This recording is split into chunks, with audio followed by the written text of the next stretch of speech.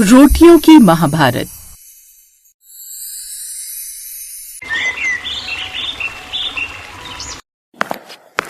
आइए सौंदर्य भाभी, आप भी हम सबके साथ डाइनिंग टेबल पर बैठकर साथ में डिनर कीजिए। हाँ हाँ, आओ नई बहू, हमारे साथ डिनर करो। साथ में पूरा परिवार मिलकर खाना खाए तो प्यार बढ़ता है आपस में। सौंदर्य की नई नई शादी हुई थी। वो जैसे ही डाइनिंग टेबल पर बैठती है तो सामने रखे खाने पर उसकी नजर जाती है तो ये देख वो हैरान रह जाती है कि टेबल पर सब्जी के नाम पर तो 2 ही सब्जियां हैं, जिसमें से तरीदार सब्जी में शाही पनीर और सूखी सब्जी में मिक्स वेज। लेकिन रोटियां, भाई रोटियों की तो जैसे बाढ़ आ रखी हो। बटर रोटी, तंदूरी रोटी, नान, मिस्सी रोटी, रुमाली रोटी, मक्के की रोटी, बाजरे की रोटी, लच्छा पराठा, ऐसे ही और भी कई तरह की रोटियां उस टेबल पर रखी हुई थी। इतनी अलग अलग तरह की रोटियां, इतनी रोटियां तो होटल में नहीं बनती होंगी जितनी इस टेबल पर सजी है। ओह भाभी, मैं तो आपको बताना ही भूल गई।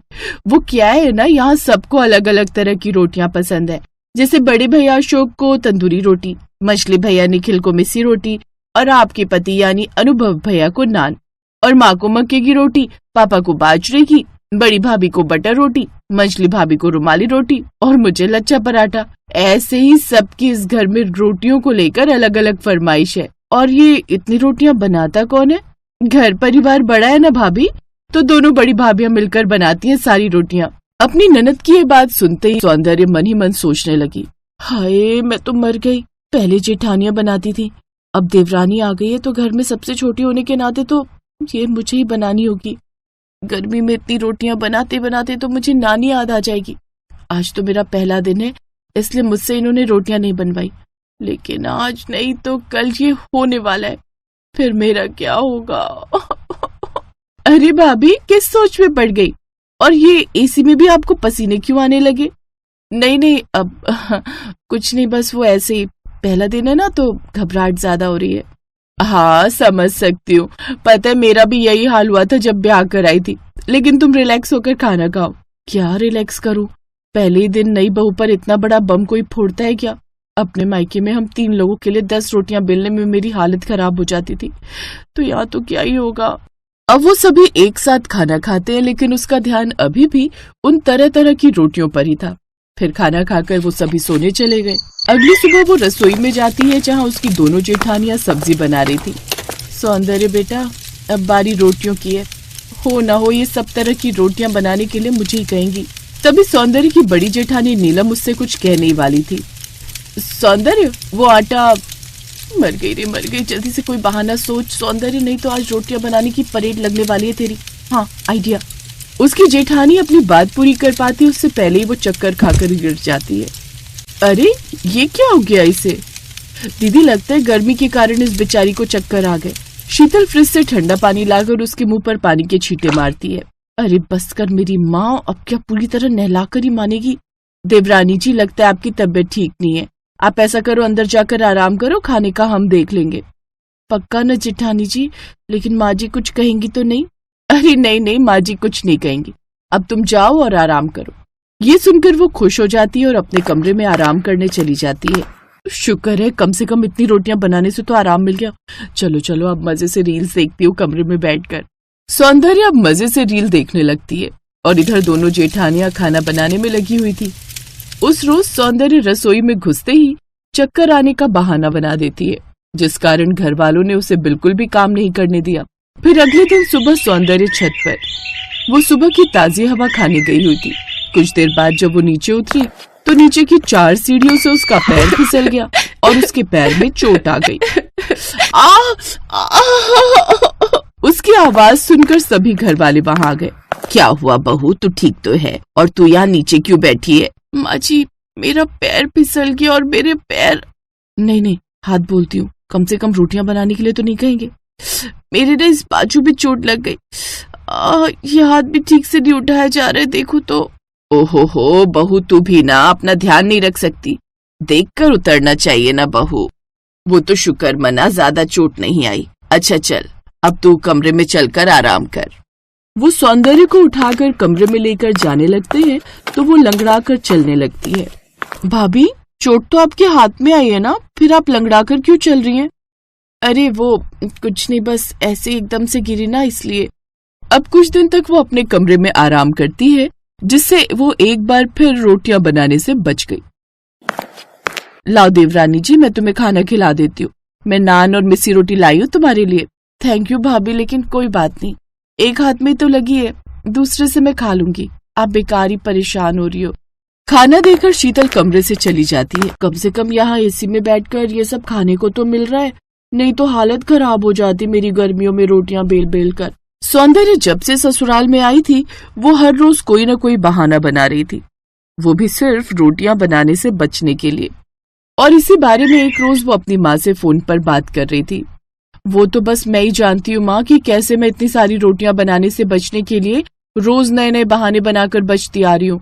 आपको पता है, मुझे यहाँ आए हुए 10 दिन हो गए, लेकिन मैंने अभी तक एक बार भी रसोई की शक्ल नहीं देखी। लेकिन तेरे ससुराल वालों की आदत भी कुछ अजीब नहीं है। बताओ भला, जितने घर में लोग उतनी तरह की रोटी सबको चाहिए। जरा पता करना, इस ग्रह से आए हैं या दूसरे ग्रह से आए हैं। वही तो माँ, अजीब डिमांड है सबकी, सबको अलग अलग तरह की रोटी खानी है। लेकिन छोड़ो ना माँ, क्या ही फर्क पड़ता है। अब देखो ना, चोट उस दिन हल्की सी पैर में लगी थी, जो कि उसी दिन ठीक भी हो गई थी, लेकिन बहाना बनाकर मैंने सबको हाथ में बता दी। इससे कम से कम मैं रोटियां बनाने से तो बची गई।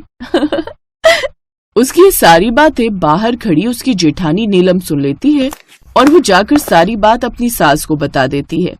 मैं सब समझ गई बहू, लेकिन तुम में से कोई भी इस बारे में नई बहू से बात नहीं करेगा और ना ही मैं करूंगी। छोटों की गलती माफ कर देना ही बड़ों का फर्ज है।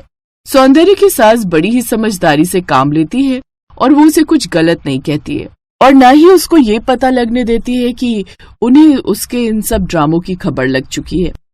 फिर 2 दिन बाद, सौंदर्य बहू अब तुम ठीक हो गई हो, तो ऐसा करना, आज तुम रसोई में हलवा बना लेना, मैं और मेघा मिलकर सब्जी बना देंगे और सबकी रोटियां दोनों बड़ी बहुएं मिलकर बना लेंगी। लेकिन सौंदर्य बहू, गाय की पहली रोटी और भगवान जी के भोग के लिए रोटी तुम ही बनाना। जी माँ जी। सास सभी में बराबर काम बांट देती है। ये देख सौंदर्य काफी खुश हो जाती है कि जैसा उसने अपनी सास और ससुराल वालों के बारे में सोचा था, वैसे वो बिल्कुल भी नहीं थे, बल्कि उसकी सास, जेठानी और ननद सभी उसे खूब प्यार करती और हर काम में उसकी मदद करती। हमें कभी भी किसी को नीचा नहीं दिखाना चाहिए। कभी कभी बड़े अगर अपना बड़प्पन दिखाएंगे तो छोटे खुद ही समझ जाएंगे। जरूरी नहीं कि हमेशा छोटों को नीचा दिखाकर या डांट कर ही कोई काम करवाया जा सके। कभी कभी प्यार और समझदारी से समझाकर भी सही रास्ते पर लाया जा सकता है। साथ ही अलग अलग सोच रखने वाले जब एकजुट हो जाए तो रसोई भी राम राज्य बन जाएगा।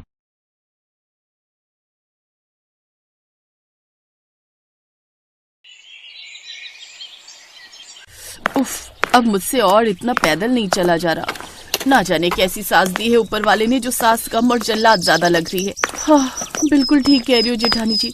माँ जी ने बिल्कुल भी नहीं सोचा कि हम तीनों पेट से हैं, हम ऐसे में पैदल कैसे जाएंगी। ऊपर से सिर्फ 150 रुपए देकर सब्जी लेने भेज दिया। बस मुझसे तो अब और नहीं चला जाता।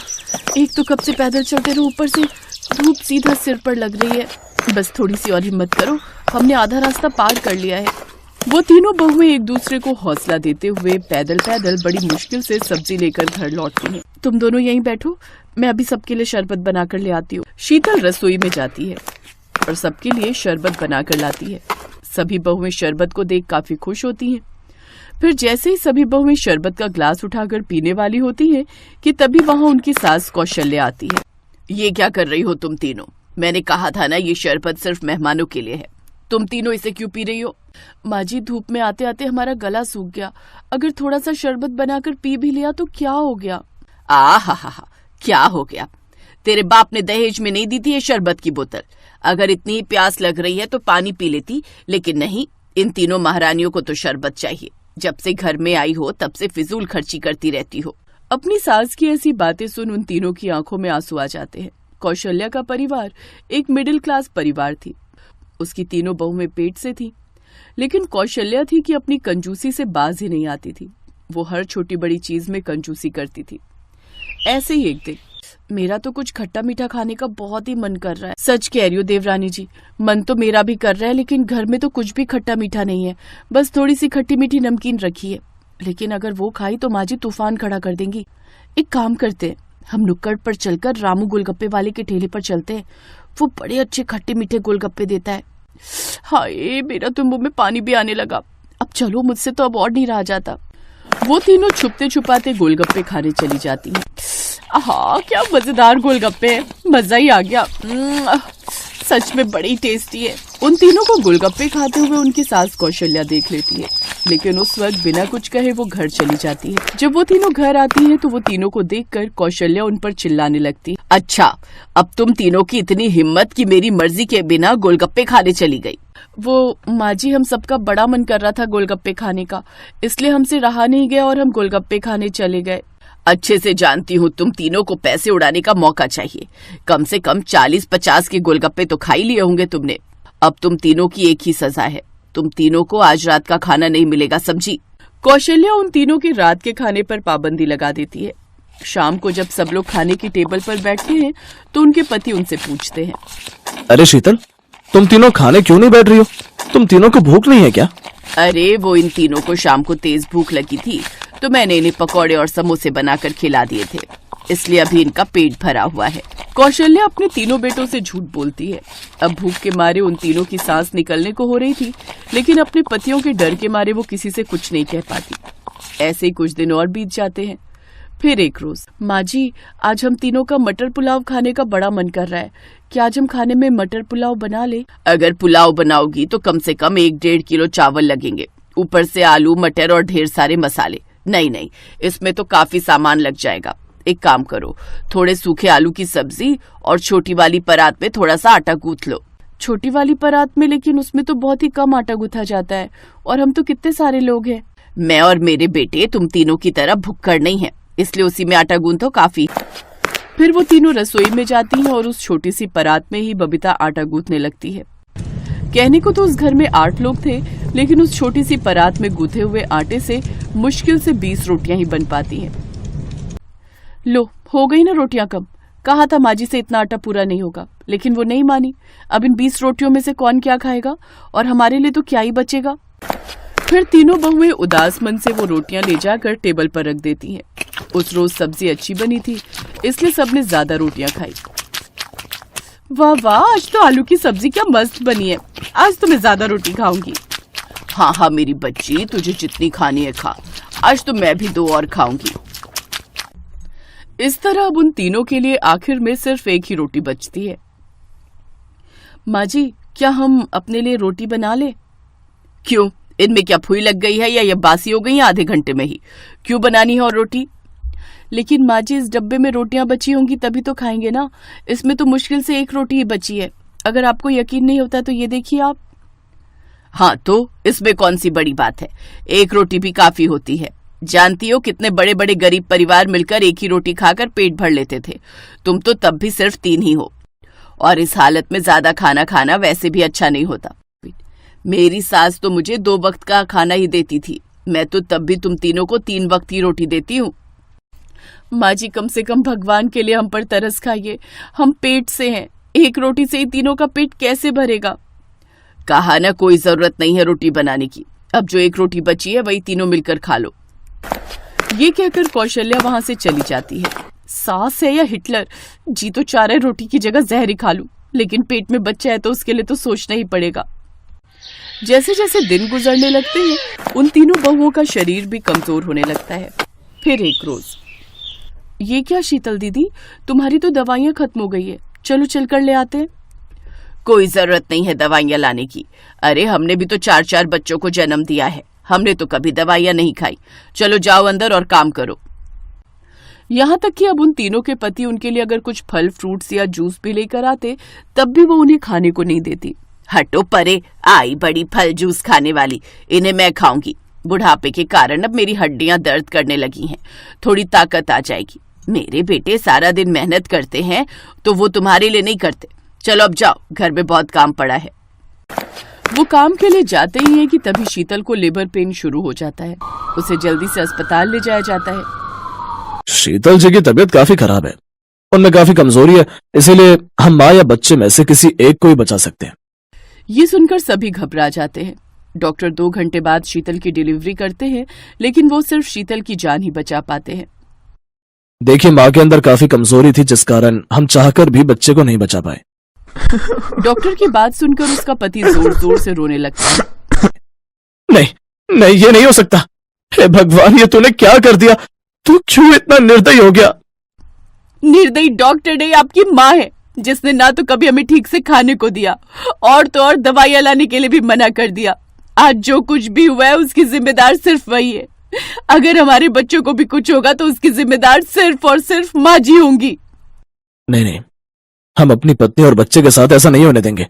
माँ, हमें तो लगा था तुम सुधर गई, लेकिन तुम तो अभी भी बिल्कुल वैसी हो, कंजूस की कंजूस। हाँ, अब हम बिल्कुल भी इनके साथ नहीं रहेंगे।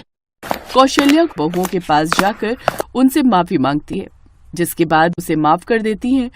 लेकिन अब कौशल्या पूरी तरह से कंजूसी छोड़ देती है और उनके साथ बहुत अच्छे से रहती है।